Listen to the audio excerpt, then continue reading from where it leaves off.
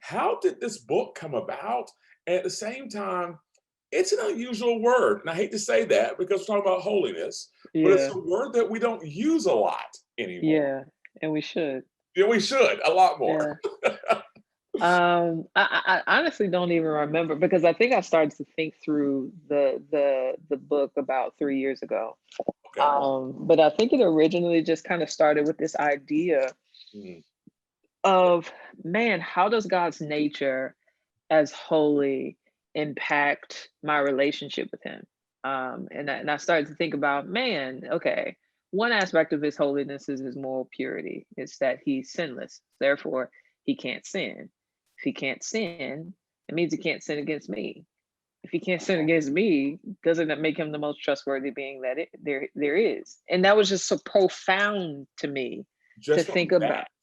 Yeah, to just think about, man, he's just so fully good. Yeah. And so what is it that I'm struggling with when it comes to trusting him if he's already revealed that he's trustworthy? He's So so fully good. That's yeah. powerful. That's probably the most powerful thing I've heard this morning so far. Jackie, to Yeah. be honest with you, but no offense, your thought process is incredibly deep. I mean, like you Hmm. are an artist. I interview artists all the time, and they're like right here. You're like right here. So I gotta ask this question: where does this come from? Like, where does this thought process come from? Where in your day do you just go, I think I want to write about holiness, Yeah. and I want to think about it. I think it's a few things. One is I am quiet most of the day. I'm not a talker. Mhm. And so I'm kind of always in my mind thinking. Two, I'm a sinner. And so there's so many things that I struggle with. And I always am wrestling with, okay, what is it about God that I'm not believing here? What is it about God that I'm tempted to distrust? So if that is, I'm being tempted to drink too much. Let's say that's the problem. Right. There, it's not the drinking, it's the I want peace. So why don't I believe that God has enough peace to give me? Right? And so it's always me interrogating and seeing the issues within my own heart and trying to study and learn about God so that he can become the source, or he is the source, but so that I could muster up the faith and the courage to trust him to be what he is. So I think it's both that I'm quiet and so I'm thinking, but Yeah. I'm also always wrestling with how to trust God more. Wow. Even after all that God has done in your life, it's just sobering and it gives me assurance, to be honest with you. You're still wondering, how do I trust God more? Interesting. Yeah. I That, mean, yeah. yeah, the longer you live, the more of yourself you should get to know, and see the parts of you that are broken in different ways. Interesting. I mean, I got to really Yeah. kind of ponder that, Jackie, because part of me is going, I struggle with the trust issue too, just Yeah. to be transparent here. And it's one of those things where I'll ask that question too, but it's usually in the midst of a lot of noise, though, Mm, which sometimes it's hard to hear what the answer is when we're yeah. always so noisy at the same time. Which Yeah. leads into my next question. How did you find time to get away from the noise of life, from speaking to being a mom to being a wife and everything Yeah. else you have going on in between this? When did you carve out time to do this? Well, honestly, this book was supposed to come out close to 2 years ago. So Okay, that tells you how much time I did not carve out, I'm because there. I had to keep pushing it back because I was touring, I was traveling, and then I got pregnant. And so it just was a lot going on. So I just kind of had to make a decision where it's like, okay, I just have to start saying no to things. And I think the pandemic helped a lot because I didn't have to say no everything. Everybody said no already. So the pandemic was a big part of It it. helped you say no to no. Oh yeah, everything was canceled. No, Everything. Jackie, I'm in the middle of a book process myself on the life of a guy named Howard Hendricks. And so, Mhm. who he is or not with Dallas Theological. So I'm studying his life and writing about it. And it's hard to carve out time, Jackie. I mean, I don't think people understand how hard this process is, and I didn't understand how hard this process was. Oh, it's excruciating. It is. It's kind of like one of those Mhm. deals. Now you're very quiet, but at the same time, very authentic. Mhm. How do you get both of those in at the same time? That's a Mhm. fair question to ask because, when I look at you and read your stuff and listen to you speak, which I love doing, I always walk away going, oh, that hurts to a certain degree because it's always Mhm. like sort of kind of convicting, if that makes sense, Jackie. And at the same time, there are times that I go, man, I really needed that. And Hmm. at the same time, I'm wondering, how does she keep things so quiet but so authentic? You have Wow. a question? Yeah. I don't know how to answer it other than like I started to think about this a couple of months ago. Um, Almost everything I say has come out of what I'm already learning, you know? Wow.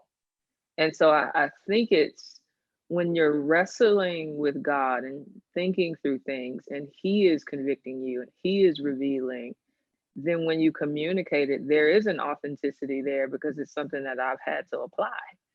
I'm never saying something that I myself have not either done or something that I'm not wrestling with how to do more consistently, Yeah. if that makes sense, and so it's just I don't know. It's kind of hard to speak on something you don't understand yourself.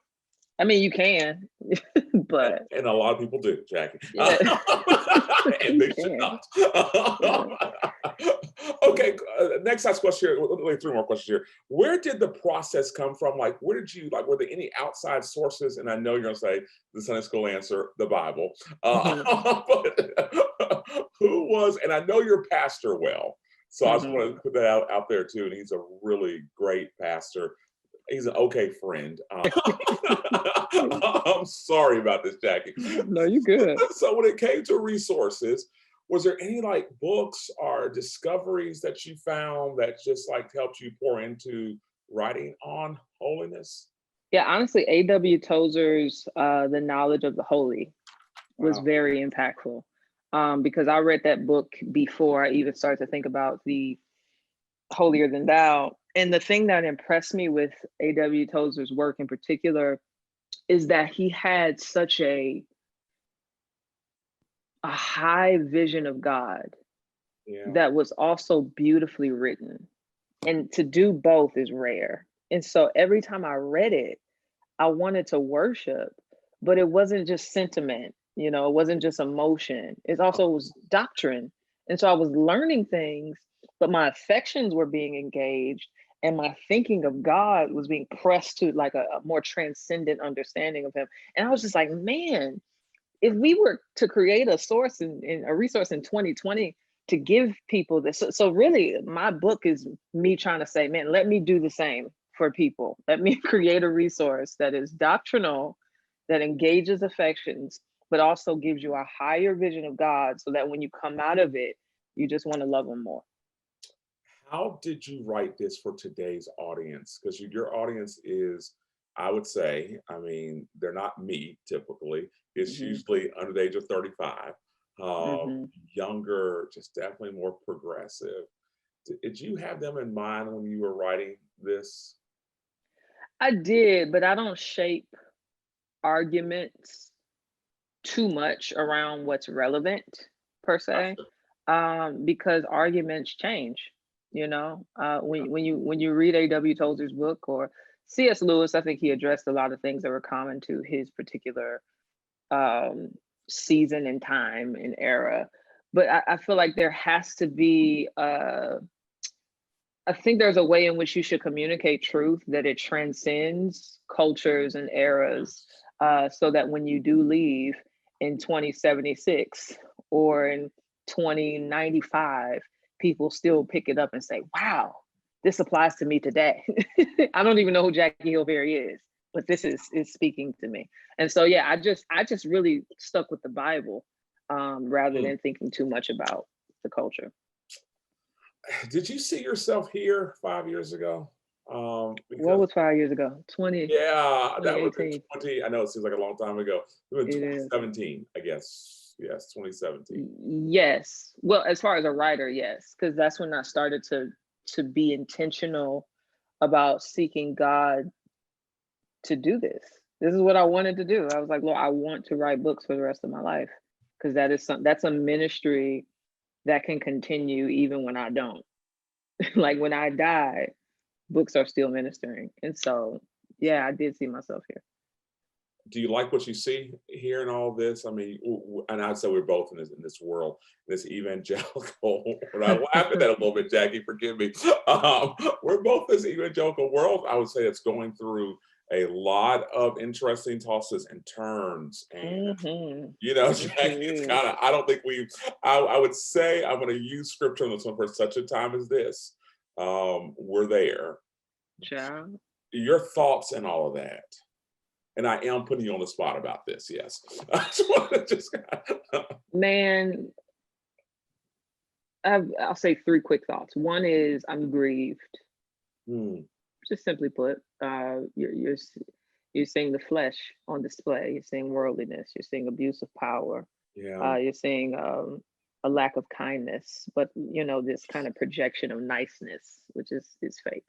yeah. Um, some grief. Two, I'm not surprised. I mean, anybody that does a survey of the Bible sees that this is consistent. You have Judas, you have Saul, you have Asa, you have all kinds of people. You have the priests and the people that walk past the Good Samaritan. I mean, this is a thing, right? For so-called uh, representatives of God to act like Satan. Wow, Three, wow. um, I am glad that it's happening because I think God is revealing a lot to the church, the American church in particular. And so I think that there is some kind of mercy that what has been happening in the dark is coming to the light, so Probably is. that those who have been in the dark can repent, and so that those that are in the light can be warned. And so that's a good thing at the end of the day. It's deep. It is Just deep truly next to last question. Holiness. Why do we need that word more in today's culture? because it's good. It It's really good. is. It's kind of one of those things I was preparing for our time together. I just loved, like I sat here, like in my little cubbyhole corner here, and I kept saying the word holiness. And I Hmm. realized, I was like, I have not said this word in a long time. Hmm. And it needs to return back to our culture, to be honest Yeah. with you. Yeah. Because something's missing when we're not. There was a time, Jackie, that you could say, be Christ-like, be holy, and people knew what that meant. Hmm. And we don't hear those words much. Mm-mm. Yeah, I mean, to God as holy means that he is separate. He is set apart. And there's two dominant definitions, which is he Mm, is set apart because he is morally pure, and he is set apart because he is transcendent or unique. And so it is that he is different and exists differently from everything that exists. Why mm, is that good? Because it means that there's a God who is right all the time, righteous, just, wow. good, great, perfect, wise, without spot, without blemish. He's just good. Yeah. But then there's this God who exists differently from us. Is not contingent, not dependent. He's independent by the very like definition of the word. He doesn't need anything to be himself. Unlike us, we need God to live and move and have our being. So that means when I sleep, he's available. When I'm weak, he is strong. When Mm, I don't know what to do, he does. He doesn't have to get wisdom from anybody to give me some wisdom. He doesn't have to get power from anybody to give me some power. He doesn't have to get strength from anywhere to give me some strength. All of that exists in himself. And so I think when you think about God in that way, you realize, man, he is the most perfect being there is. And so then for me to be like him, I can't be like him when it comes to transcendence. I am needy, I am weak, but that's a good thing because I have a God who created me for himself that says, man, come to me.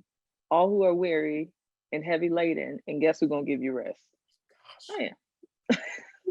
So I love that that's passage. why we need it, man. I was just reading that passage yesterday. Yeah. It's Matthew 28, I believe, that he will give us rest. Hmm. And I just, and you know, it's kind of one of those deals when I read that passage, I always go, man, that he will take care of the burden. You know, it's like that to me, I just go, are you sure you want this? Because Yeah, it's I mean, he is going, I know burdens, you I know, got it. I Yeah. got it. When you hit send on this, what did you think when you sent this to Broadman and Holman? When you hit Hmm. return or press send, what'd you think? I was proud. Um, Mm. Proud because I did it. It was you can't imagine trying to write a book while you're pregnant. It's just I can't. And, and, it's and, and honestly, Jackie, I don't want to.